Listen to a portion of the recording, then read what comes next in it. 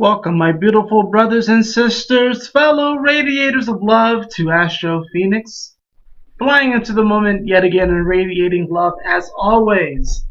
And this is going to be a channeled message for this upcoming week. It's going to be the 22nd through the 28th. I'm going to probably talk a little about the 29th of April, 2019, the first official full week of Taurus season. So happy birthday, happy Phoenix rising and solar return to all of the Tauruses out there celebrating this time. And before we get into that, just wanted to make a couple of quick announcements. I know this past weekend, the past few days, I did not do the live horoscope. I am going to be doing a live horoscope tonight. I just wanted to really give myself the weekend off. Probably just processing things, especially coming off of that very powerful, potent full moon in Libra. So I wanted to give myself a few days off. And I know I also didn't make the Scorpio lunar transit video as well as the Sagittarius lunar transit video, despite the fact that at this time the moon is still in Sagittarius. But I'm actually going to hold off on doing those lunar transits until the moon comes back around to Aries. So in the meantime, I'm only to be doing other videos, editing and all that sort of stuff, because I have some fun things planned for you all. But just wanted you all to know that I know that I said last week that that live horoscope was going to be a test run, and I believe it was very successful. I had a lot of fun doing it. So I'm going to be doing that tonight. I haven't decided around what time yet. Probably between sometime like 9 p.m. or 10 p.m. Eastern time. But I wanted to do a horoscope for you all for this week. And I'm sure you've watched other people and stuff about their take on this. And of course, considering all this sort of stuff that's going on, and as an astrologer, as an astrotheologist, I wanted to, of course, provide my take on this week and what we can expect to happen, but at the same time not really expect, because there's a lot of energy in the universe where, you know, it's to expect the unexpected, and to kind of even take that up to another level, because this is going to be an intense week. I'm not going to lie. It's kind of most of these weeks I've noticed are usually a tale of 2 weeks. You have like 1 or 2 major transits that happens, then you usually get like a couple of days of reprieve from that energy, and then it usually picks back up towards the end of the week. This week is pretty similar. The first several days of the week, I would say Monday, Tuesday, Wednesday, are probably some of the most powerful. And then we really, from, I would say, Thursday and Friday, and maybe even a little bit of Saturday, it kind of slacks off a little bit. The energy kind of lets up, but then, of course, there's always a punch here and there. There's always some type of potent energy coming in. And, you know, if you're on this path, if you're on this journey of awareness and knowledge seeking, really about, you know, yourself, because we are the universe. So that's what I love about astrology, is it's actually a very humbling system, because even if I am aware of the transits that are coming, I can do my best to prepare for them, as I'm sure you can, but I'm always thrown for a loop. There's always something thrown into the mix that I wasn't necessarily expecting, and that's honestly the beautiful thing. I think that's what provides a very nice checks and balances system. Like, we as astrologers, we can predict and make assumptions about the future, but it is ultimately the unknown. It is ultimately the unknown. All we have really is this present moment. And right now, there really isn't anywhere to go for comfort. And I'm not saying this to scare you. I'm just saying that there really isn't anywhere to go for comfort. Why? Because, well, the past is the past is done, and we can reflect on the past, we can think about the past, mourn over it, we can be excited about what happened in the past, and have these memories, whether they're good, bad, joy filled, or trauma, or whatever have you. But really, all we have is the present moment, and what we have is choice.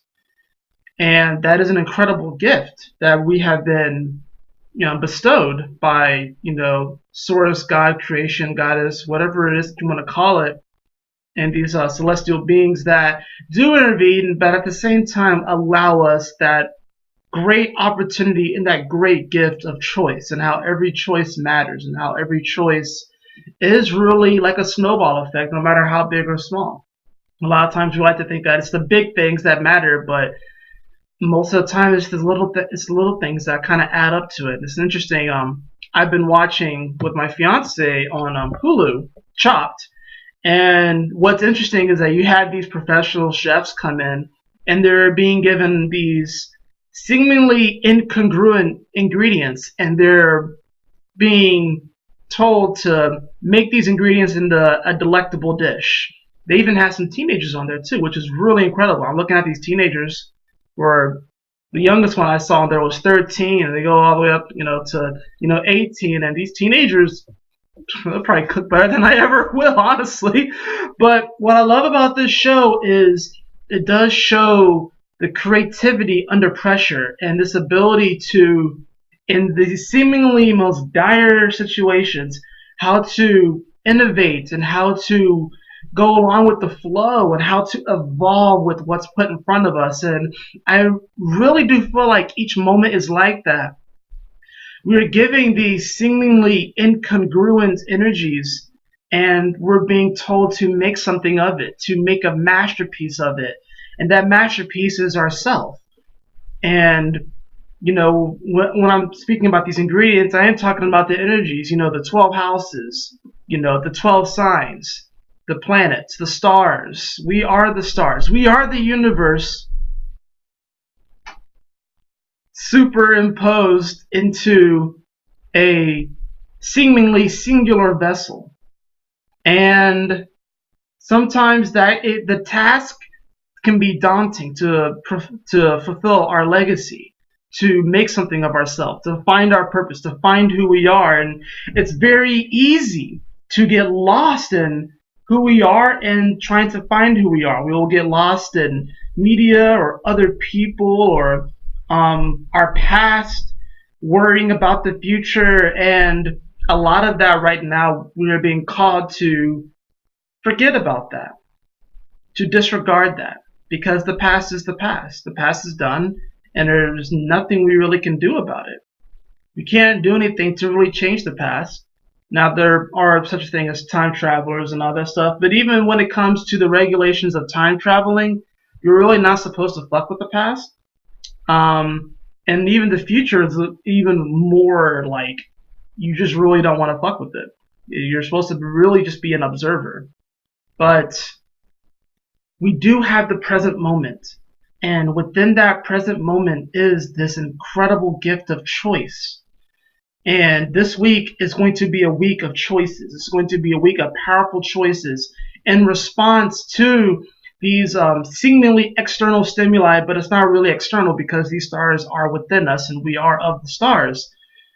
So this is going to be a response to these changing and these shifting energies as planets make aspects to each other and activate certain areas of our chart and our being and our physical body, mental body, spiritual, psychological, etheric.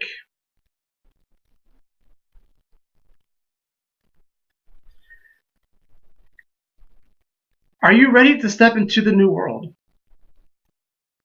Do you know what that new world entails for you? If you don't, good. It's probably a good thing that you don't know what it entails, because I don't think anyone really knows what it entails. We can make predictions based off of what's happened in the past when these aspects have happened, but that's the thing about astrology, is that it really is somewhat of a spiral. I wouldn't say it's a circle where you come back to the same point. Yes, the sun every year will return back to Taurus. Yes, the moon will go around the chart once every 29 to 30 days and return back to, you know, say you have your moon in the 4th house. The moon is guaranteed in about 28 days or so to come back, and you'll experience your lunar return. But things have shifted. Things are different. Other aspects have happened, and it's really kind of like a stacking effect. It's kind of like pancakes, actually. If you want to think of, like, you have one pancake, and then you stack another one, then you stack another pancake, and you stack another pancake, and, you know, that's really how it goes. You're not just eating the same pancake over and over again. It's not like you eat the pancake and then one magically appears in front of you. It's kind of a stacking effect. And what's interesting about the stacking effect is that, you know, I guess technically the pancakes do disappear because we're consuming them, right? We're consuming these energies. You know, we're taking them in and doing what we need to do with them. And it seems like the stack of pancakes will never actually come to an end. Seemingly, right? They just seem to keep appearing and appearing and appearing and appearing and appearing. This week is going to be a week where the pancakes have a flavor and a taste that most of us have never experienced before. Now, what am I referring to? This week we do have several aspects that haven't happened in quite a while. The first of which will be the sun coming into contact with Uranus. The sun representing in many ways our ego and our spirit, illumination, coming into contact with Uranus, the planet of rebellion, the planet of ingenuity, the planet of the future in many ways, the planet of the internet. We'll be making a conjunction at 2 degrees of Taurus, and this is actually occurring today, around 7 p.m. Eastern Standard Time or so. And we're really going to feel this. Really, we started feeling this yesterday on Sunday, and we're going to feel it today and going into Tuesday and Wednesday, and then it'll kind of slack off a bit. But this is there's a seed within all of us that is being activated. There's a seed within every single one of us that is being activated right now. And the reason why I said that this is such a rare event is because Uranus is a very slow-moving planet. It's a very slow-moving planet. The last time that the sun conjuncted Uranus in Taurus was actually April 22nd, 1935. So 84 years to the day, we had this aspect of the sun conjuncting Uranus, which I believe it was actually at 1 degree. So this time we get it at 2 degrees. And so over the next 7 years, we're going to be getting this aspect of the sun conjuncting Uranus, because Uranus is a very slow-moving planet. Interesting enough, though, Uranus is about speed. Uranus is about the transference of information. If you think about the internet, you want to have the best connection so you can get the information as fast as possible. And it's in the sign of Taurus, which is arguably the slowest moving sign. Taurus is about building. It's about growth. It's about the foundation. It is the soil that we plant the seed in. It is the soil that we plant the seed in. And Uranus does rule the stars, and our sun is a star. So what's happening is that we all are star seeds. I don't want people to get confused and mixed up with all of these fancy, fluffy terms, and star seeds, empaths, twin flames, soulmates. They all sound nice and groovy and fun, right? And they absolutely can be, because I believe that each and every one of us is a star seed. I believe that each and every one of us is a twin flame, is a soulmate. But these are vibrations that are activated within us during certain times, based off of what we are doing and our actions, the people that we are interacting with, our habits, what we're doing. A lot of times people are waiting for a person when it comes to twin flames and soulmates, and they're not realizing that they are that. They already are the twin flame. They already are the soulmate, and they are the star seed. And what's great about this aspect is that from now on, whenever the sun conjuncts Uranus in Taurus, the star seed is slowly going to start to grow. This is going to be the time where the seed's already been planted. The seed was planted when Uranus went into Taurus, but then it had to retrograde and go back into Aries. right? Because when we planted the seed, we had to really figure out, well, what do we want to grow from this seed? And that seed is ourself. So Uranus had to retrograde back into the sign of the self, Aries. So now that it's coming into Taurus and the sun hits that spot, it's really going to be sort of like this finalization of what we're going to be growing in our garden. That's not to say that we won't be able to prune the flowers or the plants that are growing, but this is going to be the moment where it is watered. Certainly, at least it's definitely, like I said, it's already planted. I would even say more so that when the moon crosses the spot, it's going to be watered officially, and that's going to be this moment where we may even start to see germination. We may even start to see saplings based off of where you are, what you're trying to manifest. The sun conjunct Uranus, as I told you, the last time this happened was on April 22nd, 1935. That's 84 years ago. So more than likely, you weren't alive to experience this. And if you were alive to experience this, you were most likely very young. Very few people were probably teenagers experiencing this because, that's 84 years ago. So there's a potential that some of your grandparents or great-grandparents experienced this, but more than likely they were not even in their double digits. Some of them might have been in their double digits. It's definitely possible.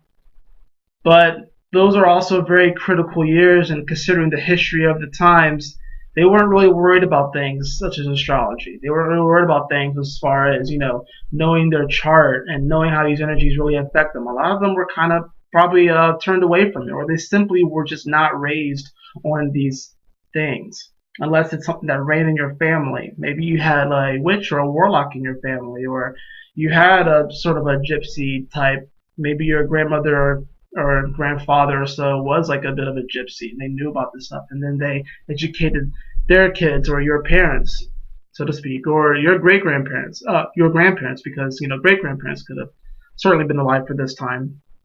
But for the vast majority of the people on the earth, these are very new times that we're moving into. Very new times.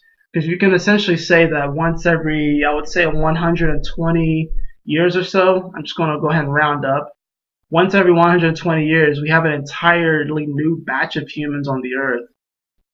So the sun conjuncting Uranus is really, in many ways, stepping away from that old batch of humans into the new batch of humans. Now, of course, there are probably individuals out there that are probably actually 500 years old that we don't know about, but that's me digressing. For the vast majority of the human populace, this is a new era. Actually, for all of us, it's a new era. Because Uranus does rule the people too. It rules communication. It rules groups, big groups especially. And the human populace is a big group. There's a lot of us here. And Taurus, being the house of possessions and value, especially when it comes to the self, we are really going to be taking a magnifying glass to these societies and to these groups, these identities that we have created. Because remember, Uranus did go retrograde back into Aries, so this has to do with identity and group identity. We're now going to be taking a look at this group identity, and we're going to be holding it up to the light. We're going to be holding it up to the ostrich feather to see, where does the heart of all this lay? Is it heavy? Is it light? Will it stand the test of time? Because we have to remember, with Uranus ruling Aquarius, the traditional ruler of Aquarius is Saturn too, and this Uranus energy is going to be opposing all this Capricorn. Is going to be trying all of this Capricorn energy now. So even though they're pretty far apart at this moment, Saturn's at 20 degrees, Uranus is at 2 degrees, and they won't actually make their official trine. Saturn did go through the space, so it's not like Uranus isn't making an aspect to a pancake that we've already eaten.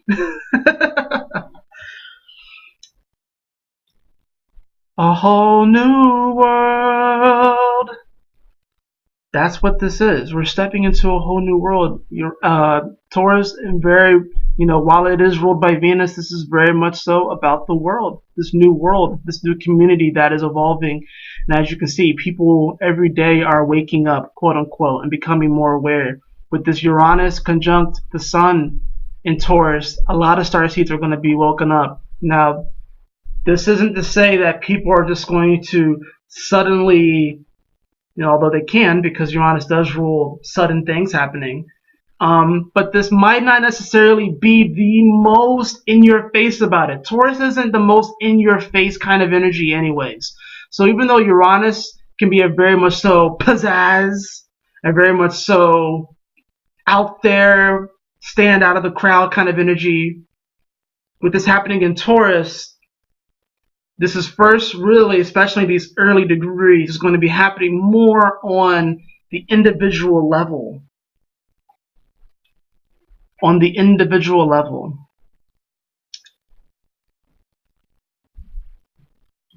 It's going to be about the actions that we take to start our day. What are we going to do different to create, to step into the vibration that really is going to allow us to manifest our greatest life? What values are we going to come over? What are we going to transform? What are we going to innovate? How are we going to create more connectivity? Uranus is about connectivity. So this is going to be about how can we be more connected to the earth? How can we be more connected to the plants, the animals, the soil? A lot of people have been uprooted, and consequently, on a spirit level, they've been kind of withering away because they're not firmly planted in the place where they should be, spiritually, psychologically, mentally, emotionally.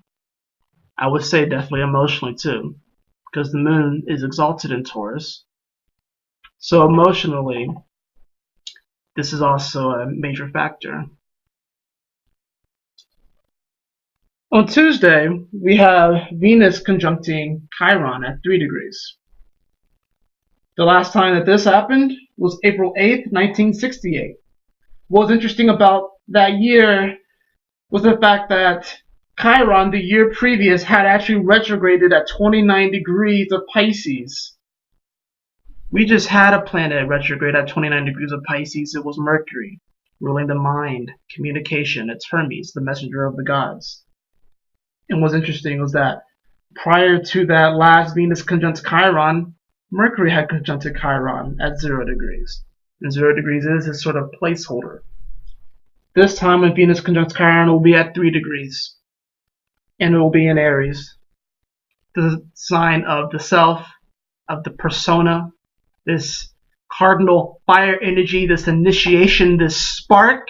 And with it being the number 3, this is going to be about our belief structure. More importantly, our belief in ourselves. Many people are going to start to believe in themselves again. People are going to start to believe in themselves again and realize the immeasurable value of believing in oneself, despite what has happened to them, despite the trauma that has happened to them. And I'm going to introduce you to a concept that I literally just thought about. Trauma isn't inherently always negative. Aw, I'm sorry. There's I'm recording, and there's a lady that that's in one of the apartments behind us, and she's really cute, and she always has her little dachshund puppy with her, and I'm gonna go meet her one day because I think she's adorable. Anyways, I digress. Gemini moment. This is going to instill a new belief in self, a new realization of the value of believing in ourselves despite what has happened, and despite positive trauma and negative trauma. Because I don't think trauma, whenever you hear the word trauma, you usually think negative, right? But there can be positive trauma as well. Let me give you an example of positive trauma. Positive trauma could be an individual who grew up in very lavish conditions, never really had to worry about anything. All their needs were probably met. Their parents were probably rich or very, very much so well off. And seemingly they could have everything that they want. They got a very, very nice car for their 16th birthday. They never had to really worry about money. They never had to worry about when their next meal is going to come. And this probably gave them this sort of false sense of an empowered version of themselves, because it's really lived vicariously through the parents, which most likely weren't born into those circumstances. More than likely, those parents had to work for what they got, and the children reap the benefits. Now, we all want to give our children the best life possible, and Aries in many ways rules children because it is an innocence that comes there. But with that innocence comes a blank canvas.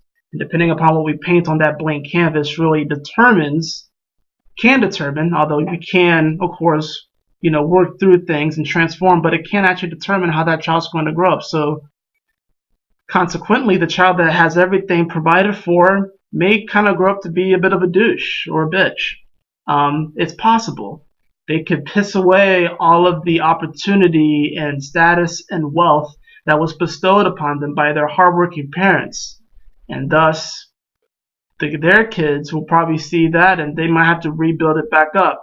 This is why sustaining wealth within family lines can be kind of difficult, because oftentimes there's one generation of people that takes things for granted. This is an example of positive trauma because they don't really realize that they're doing it to themselves. And there's a complacency that comes with positive trauma where something really, really good can happen to an individual. And then even though that good thing has passed, there's not really much we can do about it, right? It's a good thing. It's a good memory. But can it be sustained? That's the pitfall of positive trauma, is that when something really, really good happens to us, we think that that alone is going to be able to carry us on into the future and maintain and sustain that positive, uplifting energy. That's not always the case. That's not always the case. That's why some of the most beautiful, miraculous things come out of our traumas, because we learned something. We realize that we are not forsaken. No one is forsaken and no one is forgotten. But what can happen with positive trauma is that we can get perhaps too caught up in all the good that has happened to us. All of the support, the comfort that we've had. We could take it for granted. This Venus conjunct Chiron is a major aspect because it's going to, like I said, reinstill this belief in ourselves despite what has happened, good or bad, perceivably. And you're going to start to see people really start to make waves within their communities, but it's all going to start with the self. It's all going to start with the self. You're going to see relationships mend over this time. You may even see relationships end over this time as well. Both are the case. It really depends upon the individual and their various circumstances and situations. On the day that Venus is going to be conjuncting Chiron, we also have the moon, which will conjunct Jupiter in that day, and it will enter into Capricorn later on in the evening. But what's interesting is that while Venus is conjuncting Chiron, the moon in Sagittarius will be at around 26 to 27 degrees of Sagittarius, which is where the galactic center point is. Whenever the moon crosses this area, I like to think of it as an update to our galactic mission and our purpose and our legacy.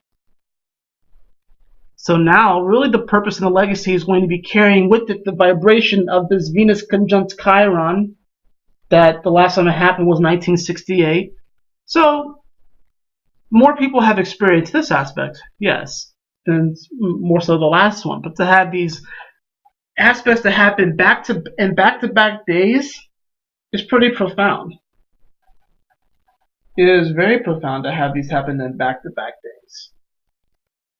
Not only that, but towards the evening, the moon is going to be trining over to Uranus, so it does actually complete this sort of cycle. And of course, Taurus is a very Venusian energy as well.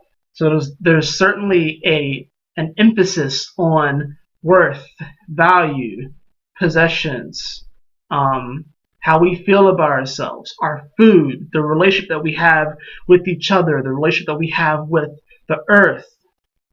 Huge implications on that. Then on Wednesday, Pluto goes retrograde. Just kind of the nice cherry on top of this week with these aspects and this new world that we're stepping into. Then Pluto goes retrograde. in the sign of Capricorn, which is actually a blessing in disguise. You know, whenever retrograde planets happen, it's not really a bad thing. I like to think of it as retrograde review. We are in review period. We're giving an opportunity to slow down and to see things for what they are and to make the necessary changes so we may move forward and create that highest quality of life that we want. Capricorn is very much so about purpose and legacy, career, our drive, being able to reach the top of the mountain. And Pluto is a planet of death and rebirth and transformation. So you may see people suddenly dip out of their jobs this week, especially with the Sun conjuncting Uranus and Venus conjuncting Chiron, people really stepping into their power, stepping into their worth. And then when Pluto goes retrograde, people may be, all right, I'm going to put my 2-week notice in. I'm quitting. I'm out. See you later. Bye. That's Wednesday. Thursday and Friday, not much is happening. It's really going to be the moon making aspects. It's going to sextile over to Neptune. It's going to conjunct Saturn in the South Node and Pluto in Capricorn. And then on Friday, the moon enters into Aquarius, bringing a bit of a light energy. It's going to, the previous day is going to be a little bit heavy just because of all these aspects that have happened in the Pluto retrograde. But Friday is going to bring with it this lightness. And then we're going to get that third quarter square to the sun at 6 degrees. Saturday, we have Mars squaring over to Neptune at 17 degrees. I'm not going to talk much about that. I'll probably talk more about that in the horoscope for Saturday on Friday evening. And then on Sunday, we do have the moon going into Pisces. And it will sextile Uranus once again, bringing up this whole idea that, hey, we're in the new world. And it absolutely can be a dreamy, amazing fantasy. But this is Taurus. This isn't automatic. You don't just plant the seed and it grows overnight. There may be worlds where that exists, but honestly, there's something to be said about delayed gratification. And then, of course, next Monday, we have Saturn going retrograde. So we get 2 retrograde planets within a week. We have 2 aspects happening. One that hasn't happened since '68, and one that hasn't happened since 1935. So needless to say, this is a very important week. And if I had to say, really the goal of this week is to step into your power and to know your worth and to know that you are not forgotten and you are not forsaken. No matter where you are in your life, where you are in the world, no matter what situation that you are in. A lot of times in those dark moments, we can feel like we have been forgotten. We can feel like we are lost. We can feel like there is no guidance. We can feel like we've been abandoned. I've had those moments. Especially 2017, 2018, especially 2017, I had moments where I really felt like my guides left me. I felt like I was abandoned. I felt like I didn't have any guides. So I didn't feel like I had any spirit guides. I felt like I was out there on my own. And maybe I kind of was. Maybe it was them kind of taking the training wheels off. This is very much so a week where the training wheels are coming off. And you may fall off the bike. And you're going to have to get back up on the bike and keep rolling with it. You know, that's, in many ways, that's Venus conjunct Chiron. It's, you know, you fall off the bike, you get back up on it. You know?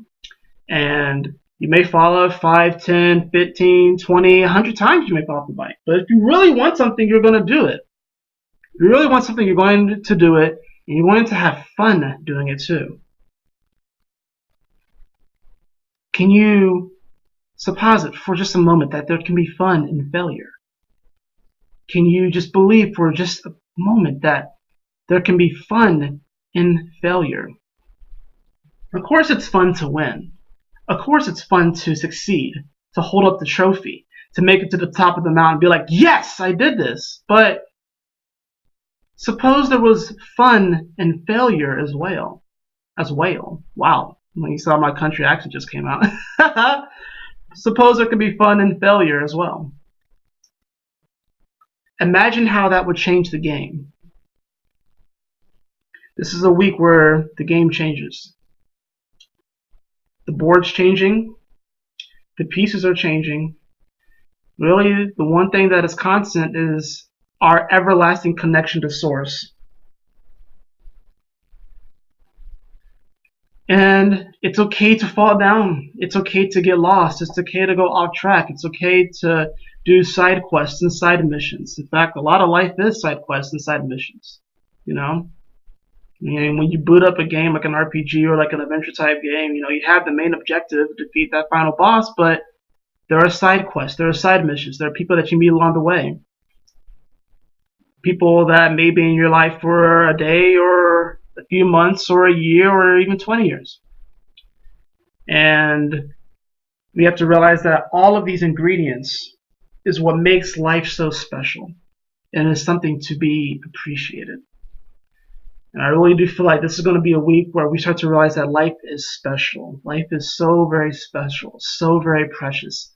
It's an amazing gift that we have all been given, and we should do the most with it. We should do the best with it. And yes, we're not always going to appreciate it and have the gratitude for it in every single moment. There are going to be moments where we don't appreciate it. And we may point fingers to certain groups. We may blame certain groups. We may blame our parents. We may blame the government. We may blame whomever. We may blame our friends, our spouse.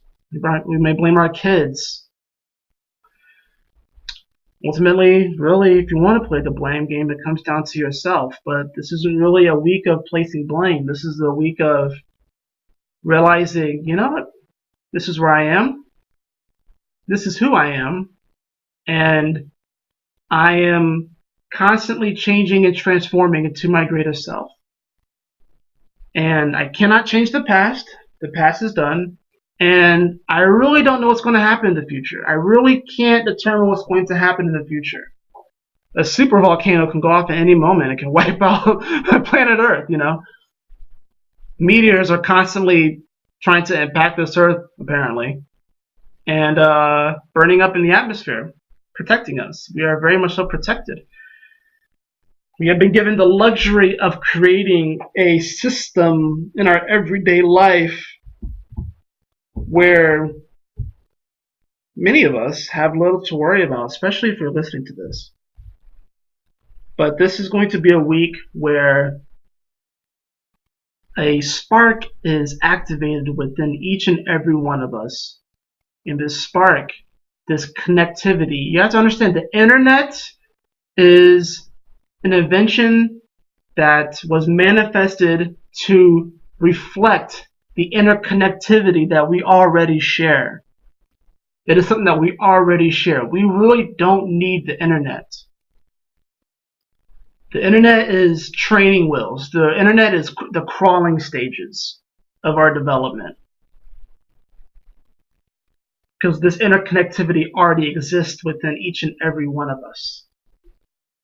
And we are all, like I said, connected to Source. None are forgotten. None are forsaken. So don't worry about the past. Don't worry about the future, because no amount of worrying and anxiety can change the past or change the future or let you know what's going to happen in the future. We've created systems of certainty. Yeah, you may have a 9-to-5 job and wake up and it's supposedly certain that you'll go to work and clock in the next day at 9 o'clock, but you never really know what's going to happen. You never really know what's going to happen. It doesn't have to be bad. It doesn't have to be good. It can just be something that happens. You can get caught in traffic. There could be an accident, and you're caught up in the traffic of that. You may get caught in an accident. Maybe one of your kids has to call out of school because they have to call home from school because they're sick, or maybe another opportunity comes your way. Maybe you win $10,000 and you get to go on that vacation that you've always wanted to go on. Things can happen. So the only thing that is really certain is that we are never truly disconnected from each other and never truly disconnected from the creative force.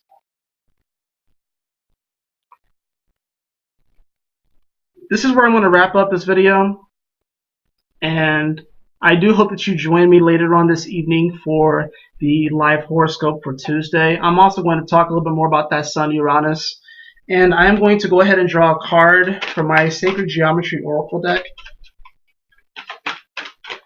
And this is a reading, of course, like I said, it's for everyone, so for all 12 signs, or even if you don't really follow on astrology, you happen to find this, and if you resonate with part of it, cool. So let's get a card for this week.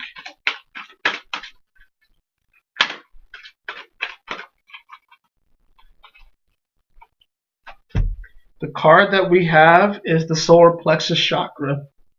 Interesting how it has soul in it, solar. The number is 3, so 3 is coming up again. And the bottom of the deck was actually communication. So we have the solar plexus chakra and then communication. This is going to be a week of establishing communication to the sun, the solar, our solar plexus.